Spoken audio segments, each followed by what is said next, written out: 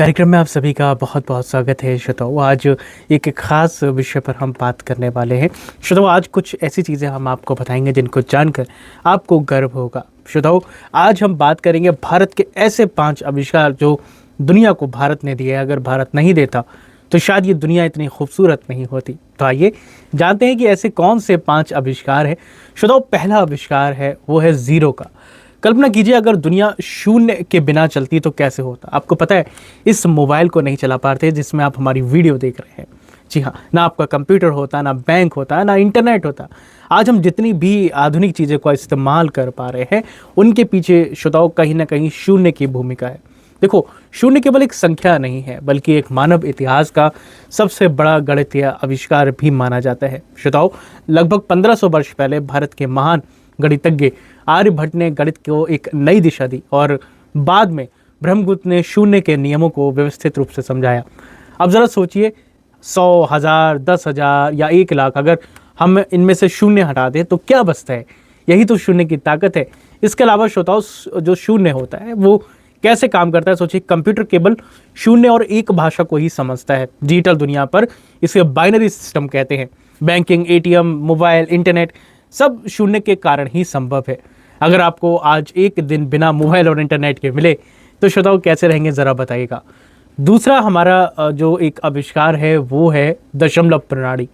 क्या आपने कभी सोचा है 99.99, 3.14 या इस तरीके के जो आपको बिंदु दिखाई देती है उसे हम दशमलव कहते हैं।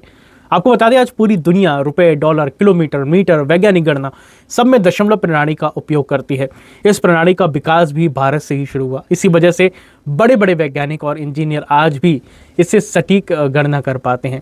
उदाहरण, डॉक्टर की दवा की मात्रा बता पाते हैं, मौसम विभाग तापमान बता पाता है, वैज्ञानिक रॉकेट लॉन्च कर पाते हैं और दुकानदार बिल बना पाते हैं। श्रोताओं, ये तीसरा चीज़ है वो है आयुर्वेद। जी हाँ, भारत हजारों वर्षों से पुरानी चिकित्सा पद्धति अपनाते आया है और आज दुनिया के 100 से अधिक देशों में आयुर्वेद अपनाया जा रहा है। श्रोताओं, मुख्य बातें क्या हैं? शरीर का संतुलन बना रहता है, प्राकृतिक उपचार रहता है, जड़ी बूटियां हैं जिससे आप बिना साइड इफेक्ट के कुछ हैं जिनसे आप इलाज कर पाते हैं और रोग से पहले बचाव है। श्रोताओं, चरक और सुश्रुत को आयुर्वेद का महान आचार्य बताया गया है। आज हल्दी, अश्वगंधा, तुलसी, गिलोय जैसी भारतीय औषधि पूरी दुनिया में लोकप्रिय है और इसको आज विज्ञान भी मानता है। लेकिन बात यह है कि शायद हमने इसको इतना ज़्यादा पढ़ा नहीं, जिसके कारण ये कहीं ना कहीं हमें इतना इफेक्टिव आज देखने को नहीं मिलता। लेकिन कहीं भी ऐसा नहीं है कि आयुर्वेद की जो कम मार्क सकते हैं वो बहुत ही प्रभावी होता है। श्रोताओं, अगला है योग। जी हाँ, योग केवल देखो व्यायाम नहीं होता, ये जीवन जीने की एक कला होती है। श्रोताओं, आज विश्व के लगभग हर देश में लोग योग करते हैं।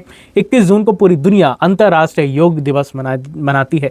और योग के लाभ क्या होते हैं? तनाव कम, अच्छी नींद, मजबूत शरीर, बेहतर एकाग्रता, मानसिक शक्ति। और आज नासा से लेकर बड़ी बड़ी कंपनियां तक योग को अपना रही हैं।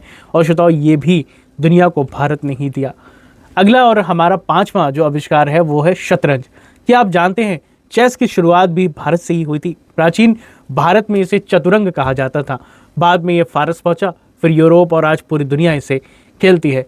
श्रोताओ, शतरंज हमें सिखाता है धैर्य, रणनीति, निर्णय क्षमता और दूरदर्शिता। आज भारत विश्व के सबसे मजबूत शतरंज देशों में गिना जाता है।